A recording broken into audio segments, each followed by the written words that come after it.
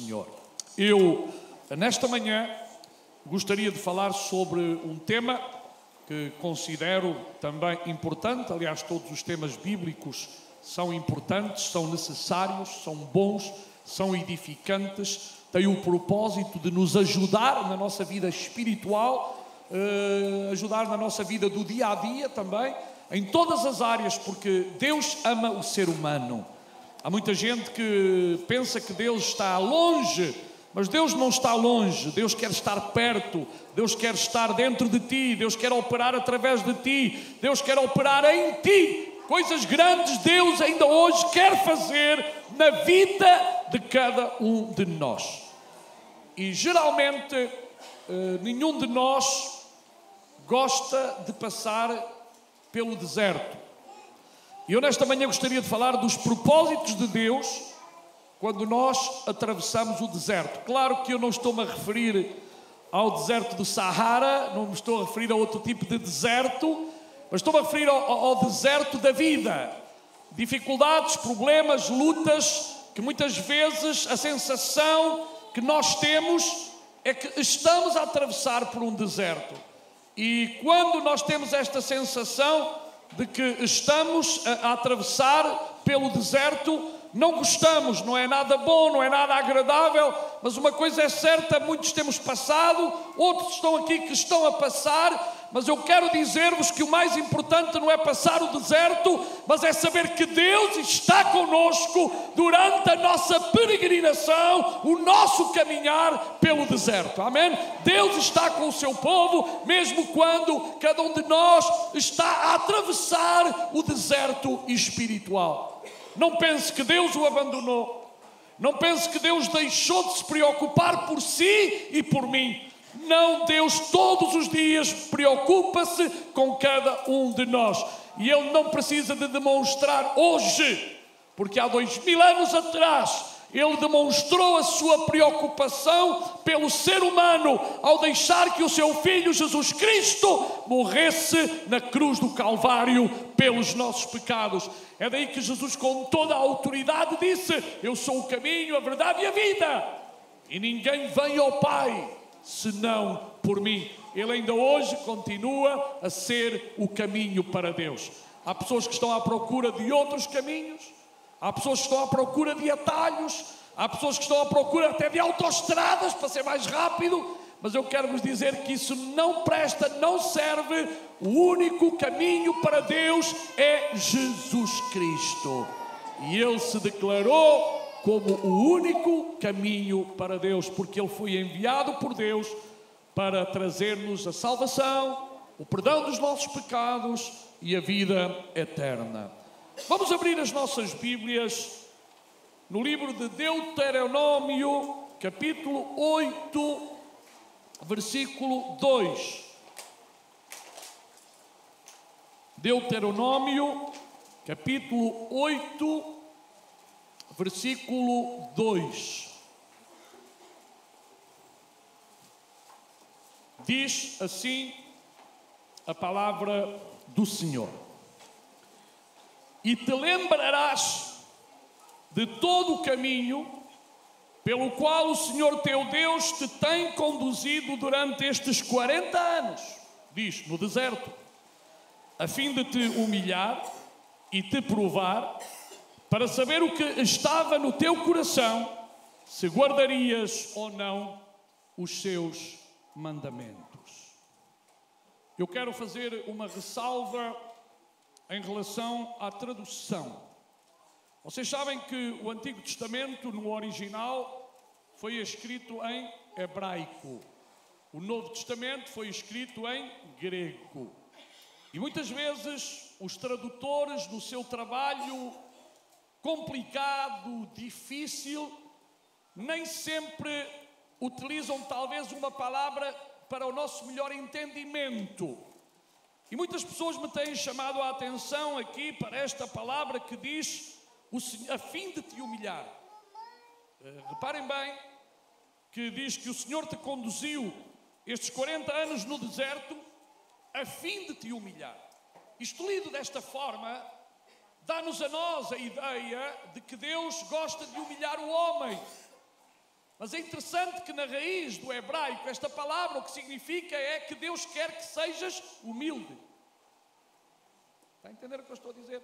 Deus não humilha ninguém, mas Deus quer que sejamos humildes. E o seu próprio Filho Jesus Cristo, Ele declarou: aprendei de mim, que sou manso e humilde de coração, e encontrareis a paz e o descanso para as vossas almas.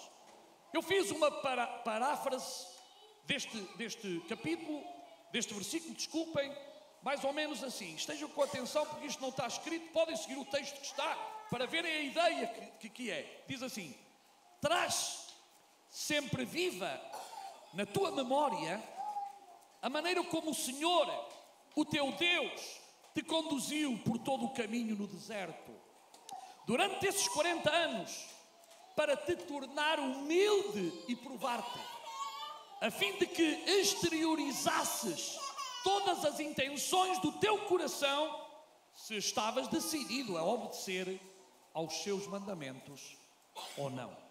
Então isto não alterou nada daquilo que foi lido no princípio, mas clarifica, põe clareza nestas palavras e ajuda-nos a entender melhor aquilo que Deus verdadeiramente quer com este versículo para todos nós. Eu quero dizer-vos que tudo o que Deus faz na vida das pessoas, e muito especialmente com todo o seu povo, falo sempre com propósitos específicos, em cada situação e em cada ocasião.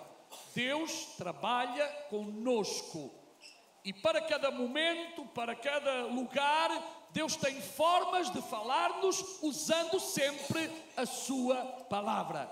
Deus continua a velar pela sua palavra para que esta se cumpra. Deus é o primeiro interessado em que a sua palavra se cumpra na minha vida, na tua vida, na vida de cada um de nós. Nestes versículos que já lemos, Moisés está a recordar o povo acerca dos 40 anos de caminho pelo deserto. Não foi um dia, não foi uma semana, não foi um mês, não foi um ano. Foram 40 anos que o povo caminhou pelo deserto. Meus irmãos, eu não sei quantos de vocês já viajaram por um deserto. Eu não sei quantos de vocês já tiveram a sensação de estar num deserto e não é de veras uma situação muito agradável. Talvez no princípio parece interessante, mas quando passam as horas e vocês não veem uma árvore, não veem pessoas, não veem água, apenas veem terra de um lado, terra do outro, mas cansa a pessoa, porque a vista sempre vê a mesma coisa. E na área espiritual não é diferente. Há momentos na vida espiritual de cada um de nós, na qual parece que nunca mais acaba, nunca mais termina, nunca mais tem fim. E isto começa a desgastar-nos. E o inimigo muitas vezes quer que nós fiquemos a meio do caminho. O inimigo deseja mesmo que nós não perseveremos no caminho.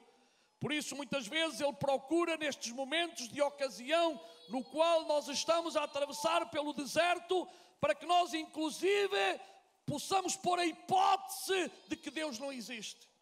Quantas vezes o inimigo bombardeia a nossa mente, dizendo: Deus não existe, Deus não se preocupa contigo, Deus não é autêntico, Deus não é real, Ele é um mito, tanta vez. Alguns pensam que não, é verdade, todos nós, há momentos da vida em que o inimigo, através dos seus dardos inflamados, procura transmitir à nossa mente que Deus nos abandonou, que Deus nos deixou, ou até que Deus nem sequer existe.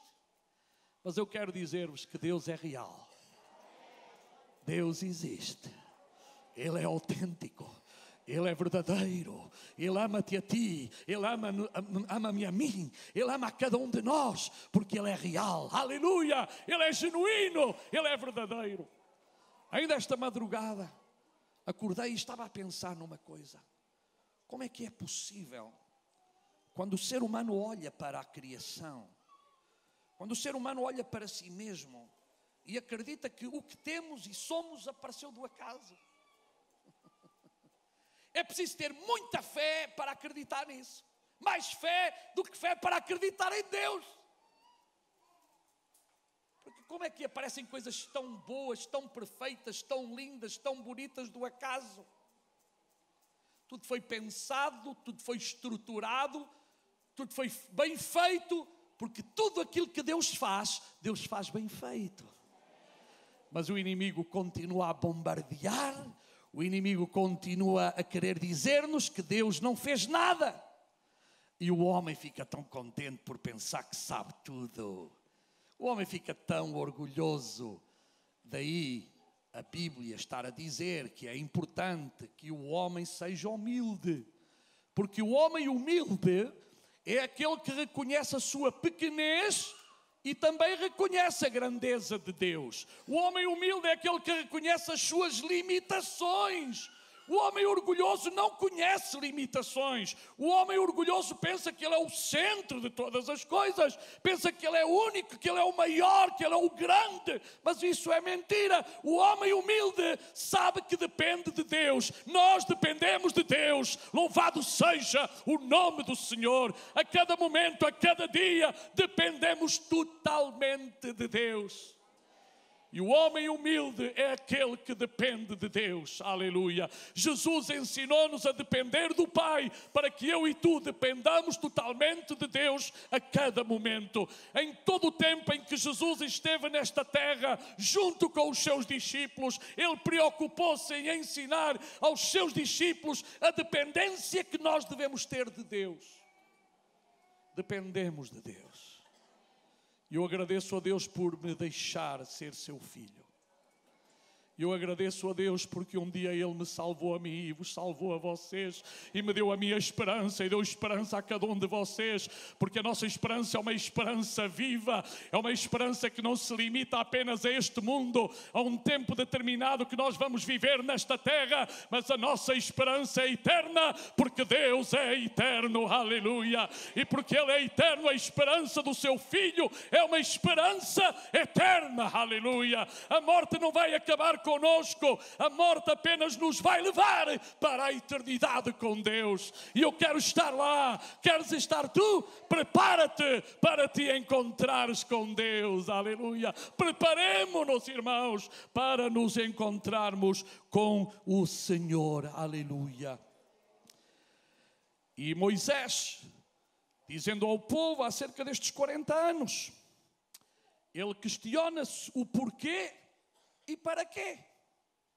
Certamente são duas perguntas que nós nos fazemos quando lemos a história do povo de Israel. Porquê demoraram 40 anos? Para quê demoraram 40 anos? Tudo aquilo pelo qual passaram. É lógico, algo que se podia ter feito em muito pouco tempo. Tardou 40 anos. Eu não entendo de uma maneira, entendo de outra. Ou seja, Deus vai dizer o porquê. Deus vai dizer o porquê. Então Deus tinha-os conduzido pelo caminho do deserto e Moisés fala de 4 coisas que foram do plano de Deus na vida deles. 4 coisas que foram o plano de Deus para a vida do povo de Israel. Primeira, para fazê-los humildes. Segunda, para prová-los. Terceira, para saber o que estava no coração. E quarto, para saber se eles guardariam ou não os seus mandamentos. Isto fala-nos de obediência. 4 coisas importantes. Então, 40 anos no deserto foi para analisar, fazer um exame, fazer um teste em 4 áreas específicas. Primeira diz para afligir-te, outras diz para humilhar-te, várias versões. E a que mais se coaduna é para te fazer humilde. A humildade, como eu já disse, consiste em conhecer as nossas próprias limitações e fraquezas e agir de acordo com essa consciência. Infelizmente, todos nós lidamos com pessoas que, por natureza, são muito orgulhosas e nunca desarmam. O orgulho dessas pessoas é tão grande, é tão forte, que nunca desarmam. Eles sempre têm que ter a razão. Eles sempre sabem tudo. Eles sempre são os melhores em tudo. Isto é impossível. Ninguém é bom em tudo. Ninguém sabe tudo. Ninguém é maior que nada. Mas há seres humanos, por causa do seu caráter, por causa do seu feitio, por causa da sua arrogância, eles não têm nenhum tipo de humildade.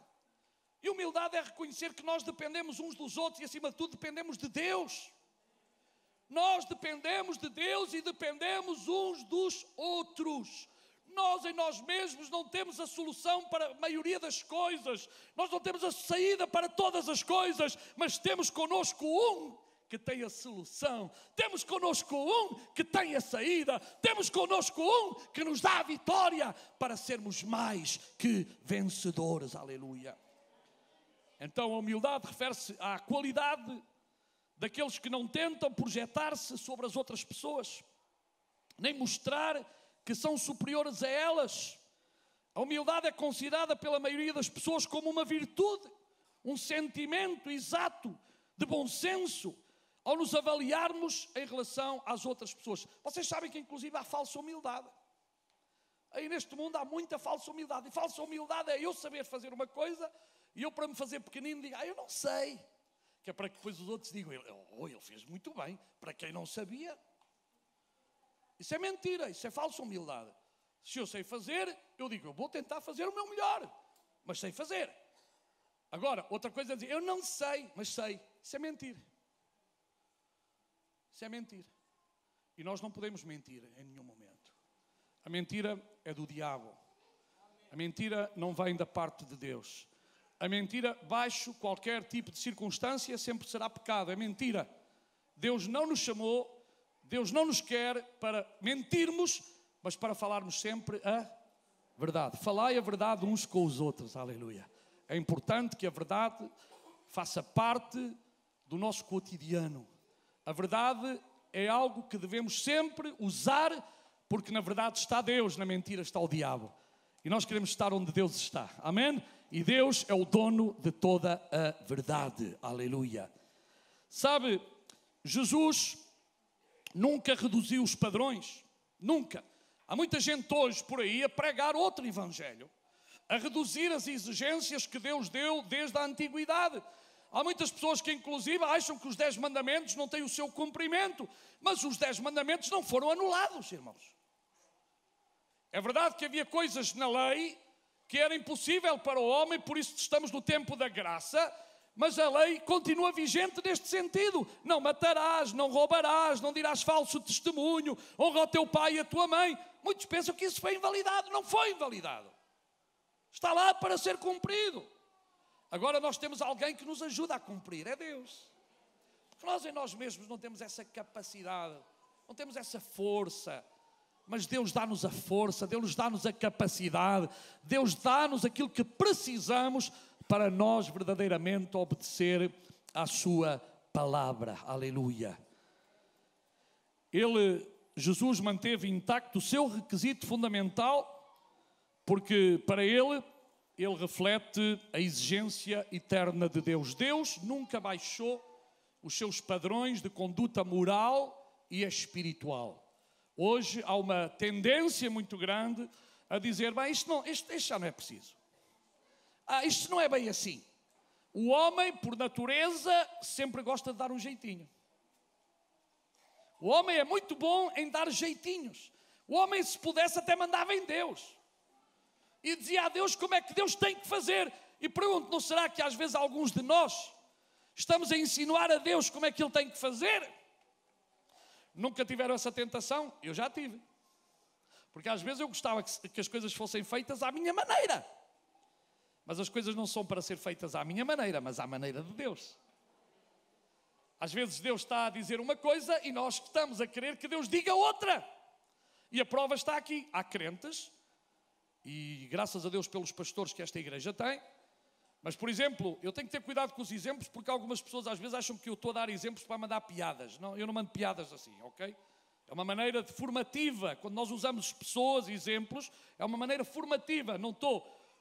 Outro dia fiz uma coisa com o pastor Carlos, alguém estava a dizer que eu estava a chamar ao pastor Carlos que ele tinha duas caras, não é? E que graças a Deus o pastor não tem duas caras. Tem uma cara, é um servo de Deus, honesto, tudo. Portanto, não há cá problema nenhum. Não estou a mandar indiretas que não. Mas eu quero dizer, irmãos, que às vezes nós gostaríamos, efetivamente, de que as coisas fossem feitas como nós pensamos. Mas o único que sabe o que é melhor para a tua vida e para a minha vida é Deus. É Deus. Há muita gente que às vezes até insinua a Deus como é que Ele. Faz-me lembrar aquele que gostava tanto da Mariazinha, que cada vez que orava, primeiro dizia, Senhor, dá-me uma jovem, mas depois dizia, mas que seja a Mariazinha. Está a entender? Senhor, dá-me uma jovem, mas que seja a Mariazinha. Pronto. O rapaz tinha colocado na cabeça que tinha que ser a Mariazinha. No fundo ele estava a dizer a Deus que não lhe desse outra, que era aquela. É uma brincadeira, mas às vezes nós pensamos que tem que ser como nós queremos e não como Deus quer. Mas quem é que conhece o futuro? És tu? Quem é que conhece o coração dessa pessoa? És tu? É Deus. É Deus. E mesmo assim, conhecendo o nosso coração, eu já vi tanta pessoa a mudar. Ou vocês nunca viram?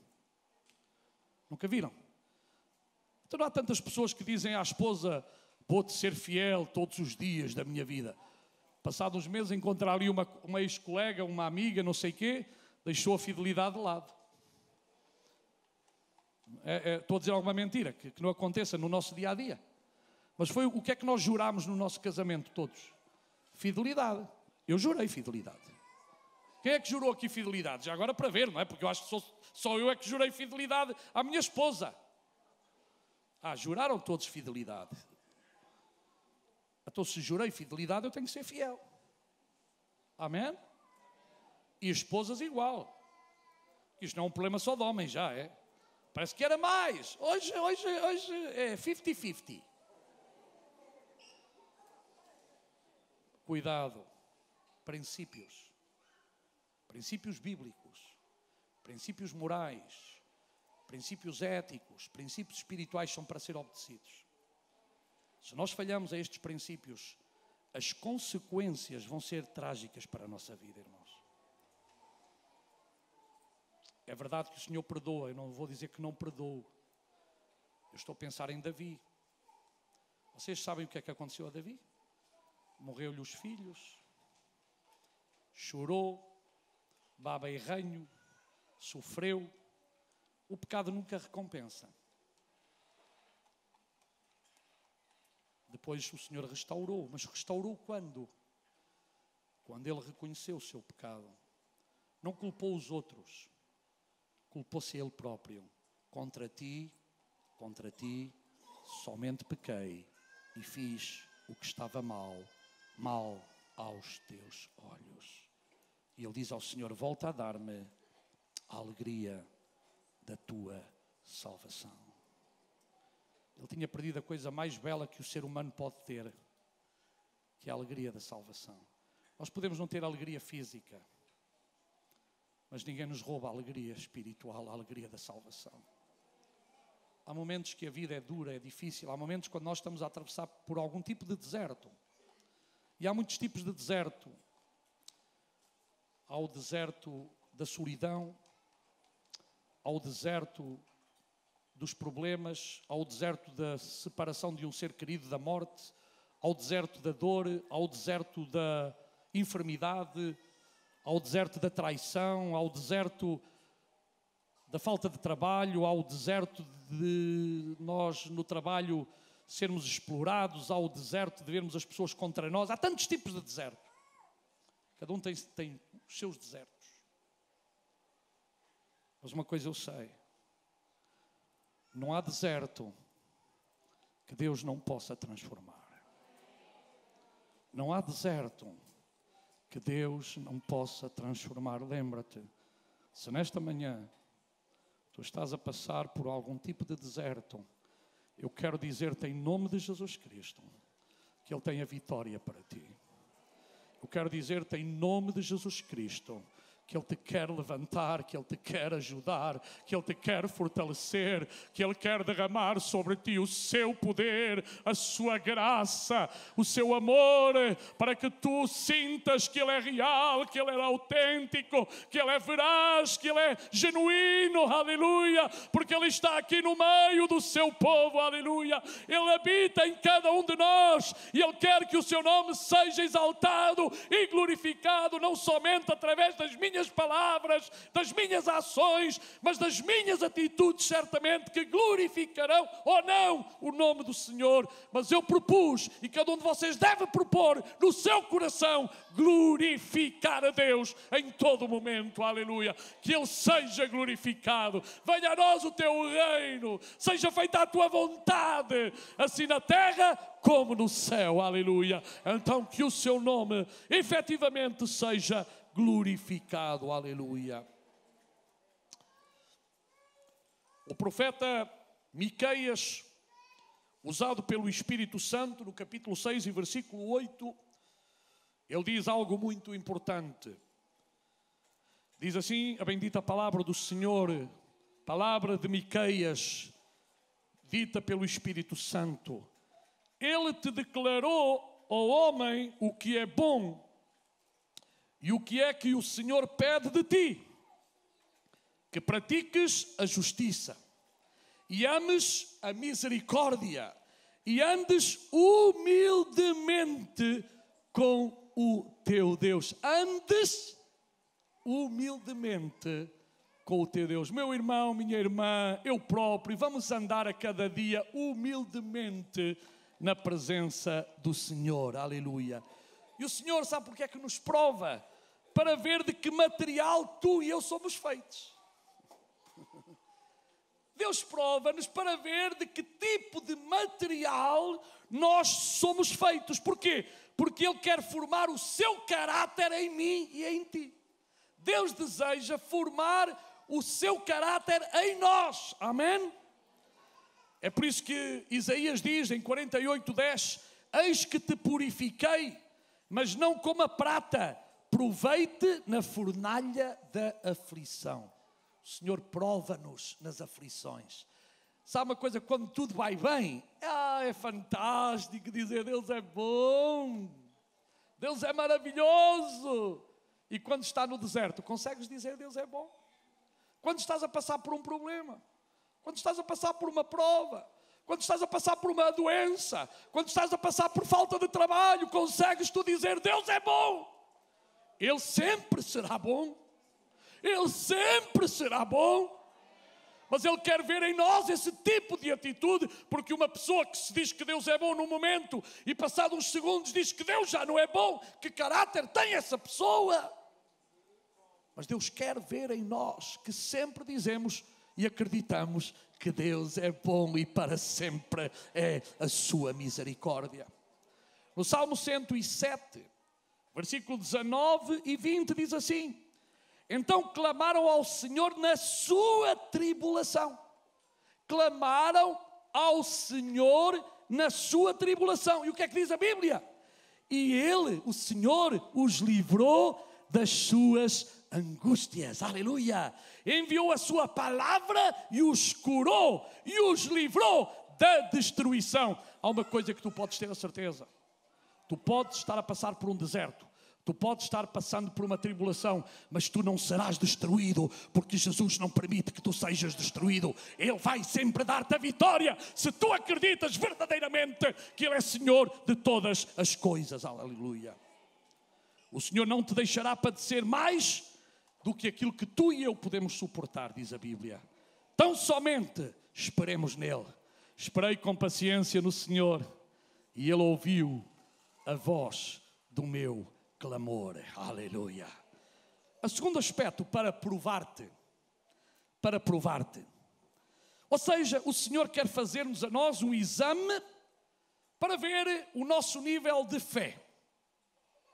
Eu já tenho falado com pessoas que se atrevem a dizer, eu não me atrevo, e não é porque sou nada, porque eu não me atrevo a dizer, eu tenho uma grande fé. Eu acho que isso é feio da nossa parte, porque nenhum de nós tem uma grande fé. Porque quando é muito fácil dizer que tenho uma fé quando o outro está a passar mal. E quando sou eu? Eu já vi muitas pessoas que confundem o que é fé. É acreditar naquilo que não se vê, naquilo que não é visível, naquilo que não aparenta, naquilo que não parece.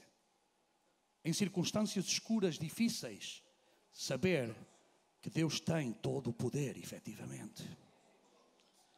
Então o Senhor faz-nos o exame. Há pouco tempo foi o tempo dos exames. Em setembro haverá outra época de exames. Para que servem os exames? Para saber o que o aluno sabe. Para saber a capacidade do aluno. E espiritualmente o Senhor quer saber como é a nossa fé. No Salmo 7, versículo 8 a 10 diz assim: o Senhor julga os povos. Julga-me, Senhor, de acordo com a minha justiça e conforme a integridade que há em mim. Cesse a maldade dos ímpios, mas estabeleça-se o justo. Pois tu, ó justo Deus, provas o coração e os rins. O meu escudo está em Deus, que salva os retos de coração. Não há dúvida, irmãos, que o Senhor prova-nos. Querem que eu seja sincero? Eu não gostaria nunca de ser provado. Mas Deus entendeu que eu tenho que ser provado. E quem sou eu para dizer a Deus aquilo que Ele deve fazer comigo ou contigo? Eu nem nunca gostei de ir para um exame nervoso, perdido. Mesmo tendo a certeza que sei, eu nunca fiz o exame que eu não estivesse nervoso. Ninguém gosta de saber que está a ser analisado. Você vai para o exame de condução, vai nervoso. Você vai para outro tipo de exame, está nervoso. Porque você tem medo de falhar, tem medo de não conseguir. Tem medo que a memória o traia. Há muitas coisas difíceis no exame. Mas todos nós passamos por exames. Nem sequer o exame médico gostamos de fazer. Eu outro dia fiz um, que eu nem me quero lembrar dele.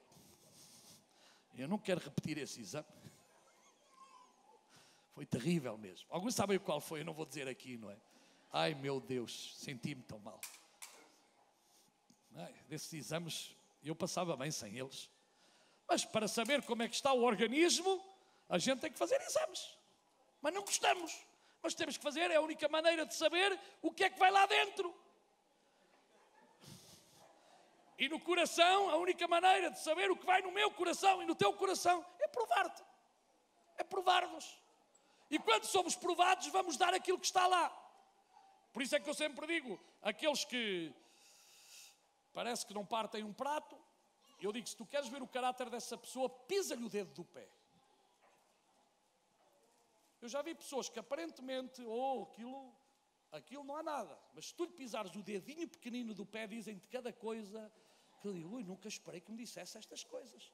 Estás a fazer um exame. Não façam isso, por favor, está bem? Porque dói. Dói muito. Pisar o dedo do pé dói. Não dói? E quando nós batemos com o dedo do pé numa esquina, nunca bateram? Ou com o cotovelo, daí nós temos a dor de cotovelo, não é? Quando se bate com o cotovelo numa esquina, dói mesmo, dói muito. Agora imaginem a nível espiritual. Deus quer provar o que é que está cá dentro. O que é que eu sou, em quem eu acredito, o que é que eu penso dele. Irmãos, porque é muito fácil, quando a vida vai bem, quando tudo está bem, muitos aleluia, aleluia, glória a Deus. E depois quando vem o primeiro problema, esquecem-se de Deus, voltam as costas a Deus, dizem coisas terríveis da boca para fora. Então Deus só é bom em alguns momentos, é?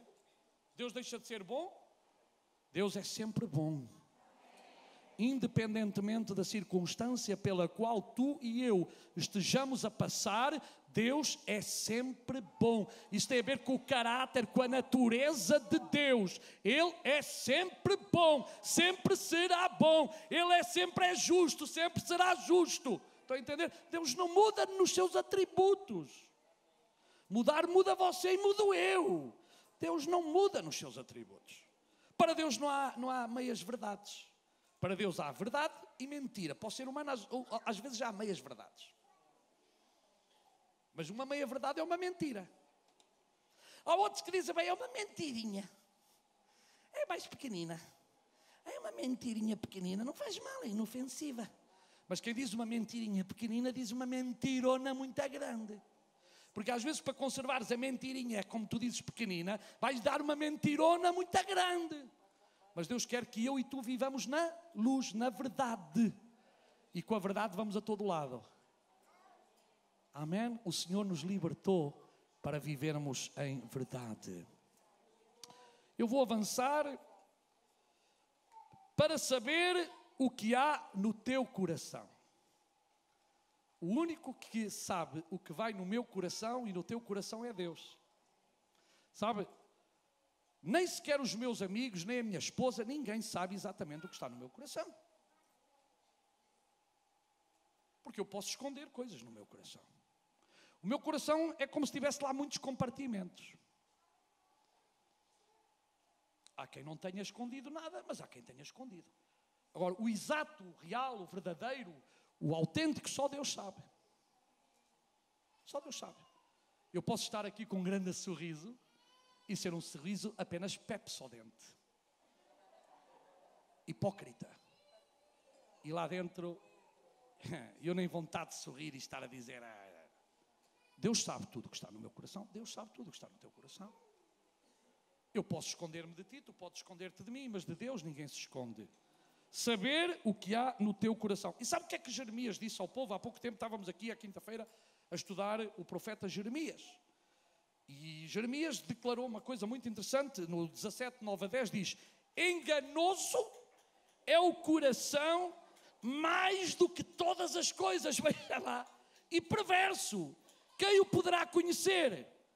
Então vem logo uma palavra de Deus: eu, Senhor, esquadrinho a mente, eu provo o coração, e isso para dar a cada um segundo os seus caminhos e segundo o fruto das suas ações. Só o Senhor conhece os nossos corações. E eu oro a Deus para que o meu coração e o teu coração estejam totalmente limpos diante dele.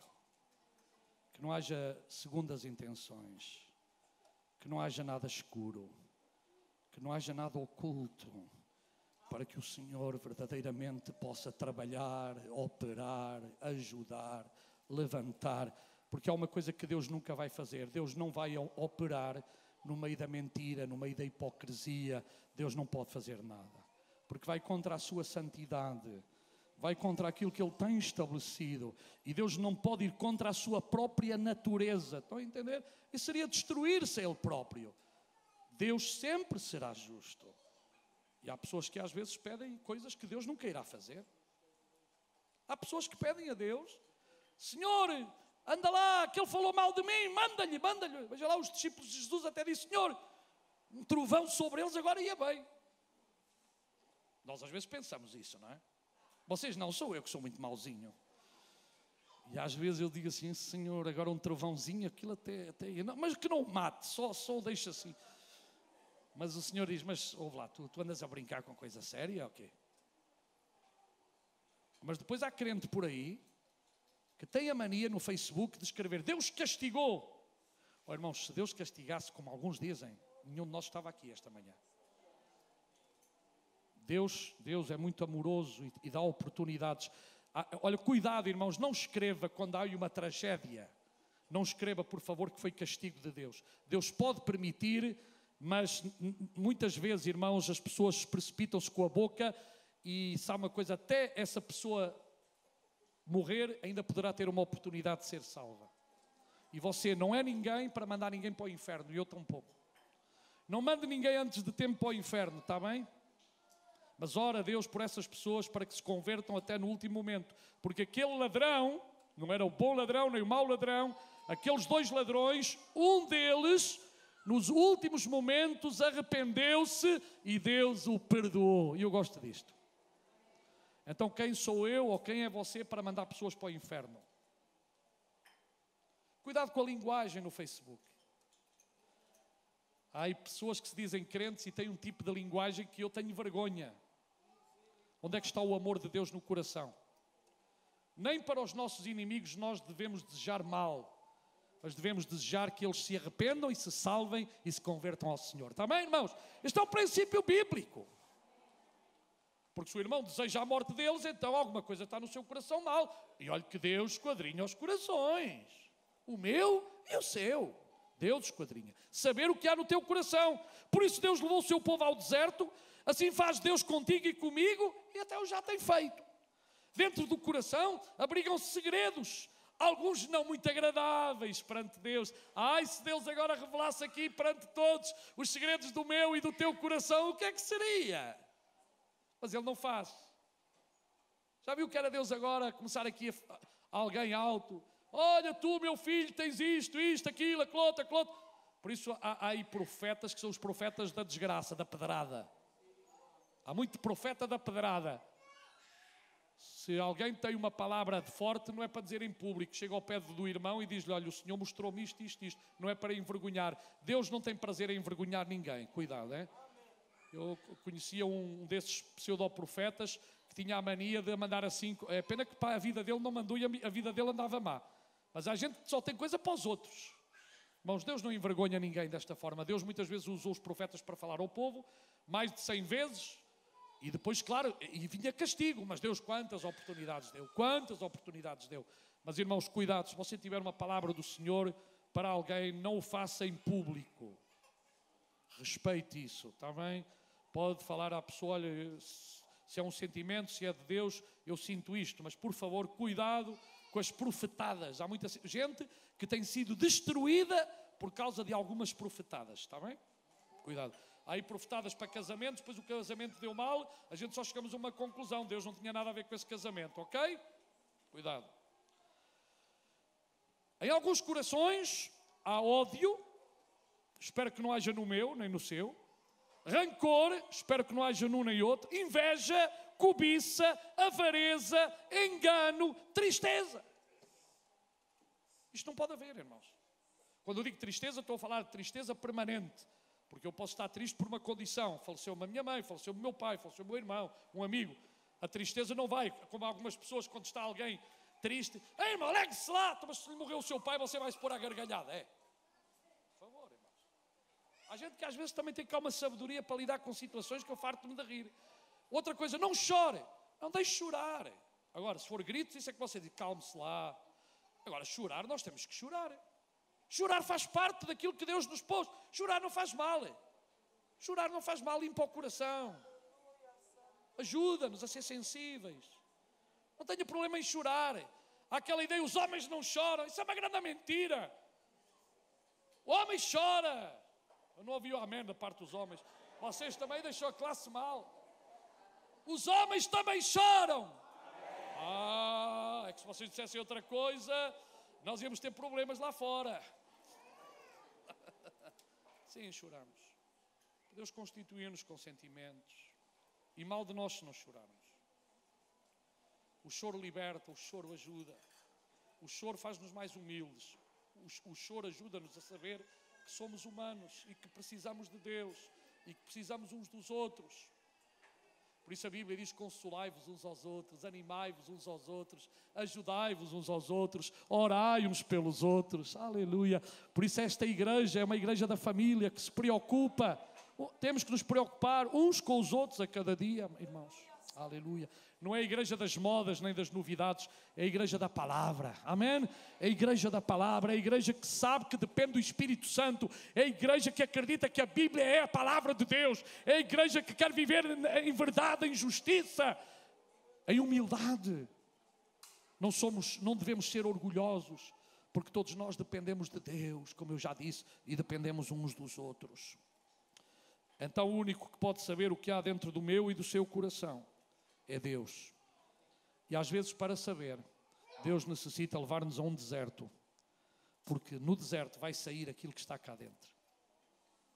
No deserto vai sair aquilo que está cá dentro. A alguns sai o quê? A revolta. A outros sai a dependência total em Deus.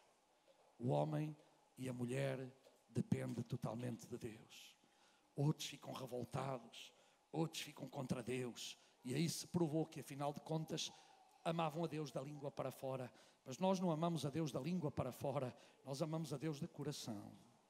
Que Deus me ajude a mim. Que Deus ajude os prezados irmãos e amigos a nós amarmos a Deus sobre todas as coisas. E finalmente, para saber se guardariam ou não a sua palavra. O Salmo 119, versículo 10 diz, e 11: com todo o meu coração te busquei, não me deixes desviar dos teus mandamentos. Mandamentos aqui é da tua palavra, dos teus estatutos, da tua lei. Depois diz, escondi a tua palavra no meu coração para eu não pecar contra ti.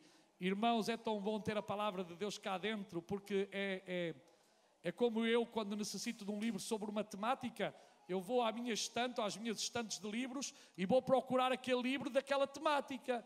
Quando eu estou afligido, eu vou buscar um versículo que li na minha mente e digo, o Senhor deu este versículo, Ele está comigo todos os dias, até à consumação dos séculos, Ele é a minha força, Ele é o meu ajudador, Ele é a minha rocha, Ele é o meu esconderijo. E eu lembro-me, e começa a atuar a palavra de Deus na minha vida, e a fé começa a ser produzida, e aquilo que era tristeza eu começo a dizer, mas Deus está comigo, Deus está contigo, e em nome de Jesus nós temos a vitória, aleluia, a vitória é nossa, porque Jesus efetivamente está conosco, nos deu a sua palavra, para que essa palavra nos fortaleça, nos ajude nos momentos difíceis, nos momentos pelos quais estamos a passar pelo deserto. Nós lembramos-nos dessa palavra viva, eficaz, que consola, que enche o nosso coração, e logo mais nós dizemos, obrigado, Senhor. Obrigado, Senhor, obrigado porque Tu és infinitamente bom, aleluia, obrigado, Senhor. Provérbios 3, versículo 1 e 2 diz, filho meu, não te esqueças da minha lei, e o teu coração guarde os meus mandamentos, porque eles, mandamentos, aumentarão os teus dias e te acrescentarão anos de vida e paz. Não te desamparem a benignidade e a fidelidade, atas ao teu pescoço. Vamos, eu nesta manhã podia ter trazido aqui uma corda com os versículos, mas é melhor estar no meu coração, na minha mente, entende? Mas os judeus ainda hoje fazem isso. Eles atavam versículos ao corpo para se lembrarem. E às vezes, se calhar, não era mau nós atarmos uns quantos. Para não esquecermos a palavra de Deus. Porque parece que hoje há crente que vive apenas das emoções. Esquece-se da palavra de Deus. Mas a palavra de Deus é para ser lida, meditada, posta em prática. Hoje há muita palavra de Deus que já não é pregada, que já não é anunciada, é colocada de lado. Mas nós temos que acreditar em toda a palavra de Deus, porque ela é fiel. Aleluia, ela é verdadeira, ela é necessária para o crescimento espiritual de cada um de nós. Obrigado, Deus, porque deste a tua palavra. Diga comigo, obrigado, Deus, porque tu nos destes a tua palavra. A tua palavra é verdadeira, a tua palavra é fiel. Aleluia, louvado o nome do Senhor. Não te desamparem a benignidade e a fidelidade.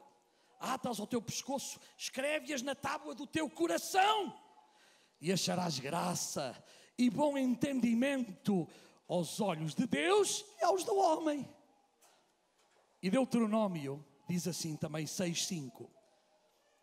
Estes, pois, são os mandamentos, os estatutos e os juízos que mandou o Senhor vosso Deus, para ensinar-vos, para que os cumprisseis na terra, a que possais possuir, para que temas ao Senhor teu Deus e guardes todos os seus estatutos e mandamentos que eu te ordeno, tu e teu filho e o filho do teu filho, todos os dias da tua vida.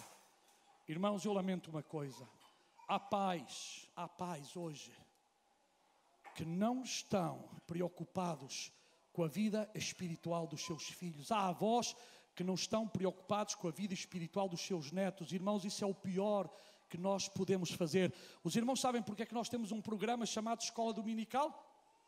Que, querendo Deus, em setembro retoma. Porque nós acreditamos no valor do ensino da palavra de Deus. Mas na tua casa tu tens a obrigação de ensinar os princípios bíblicos aos teus filhos.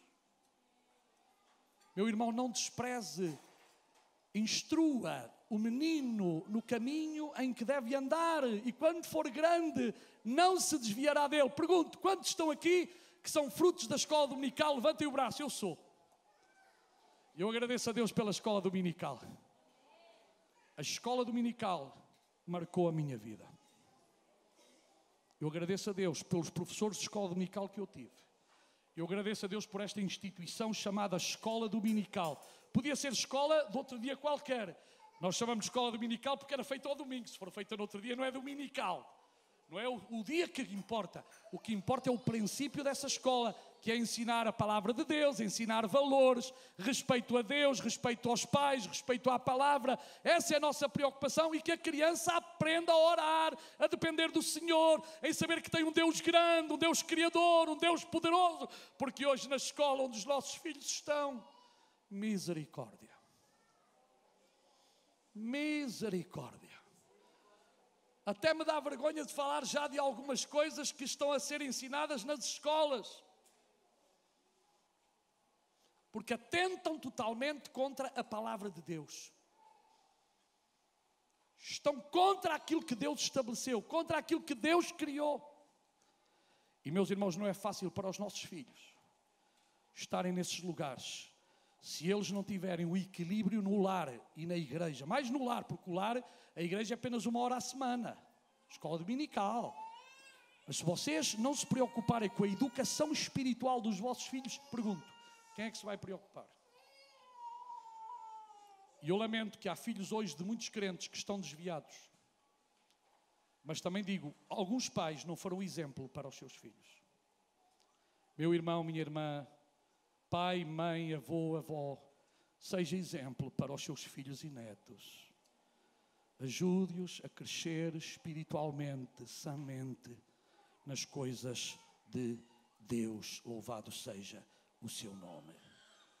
Eu gosto muito de Colossenses, capítulo 3, versículos 16 e 18, que diz: a palavra de Cristo habite, esta palavra habitar é tomar conta completamente do nosso ser, é o oikos.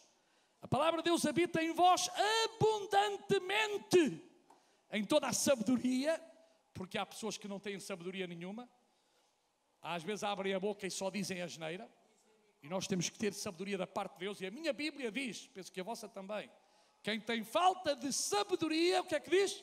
Peça a Deus, que a todos dá e não deita em cara. Ah, pastor, eu não... então peça a Deus sabedoria. Não utilize a palavra mal utilizada, porque há pessoas que em vez de glorificar o nome do Senhor, deixam o nome do Senhor sujo e muito mal por aí. E depois diz, ensinando-vos e admoestando-vos uns aos outros com salmos, hinos e cânticos espirituais, cantando ao Senhor com graça em vossos corações, e quanto fizerdes por palavra ou por obra, fazei tudo em nome do Senhor Jesus, dando por Ele graças a Deus Pai. Amém? E, finalmente, eu não sei que tipo de deserto, nesta manhã, tu estás a passar. Não sei.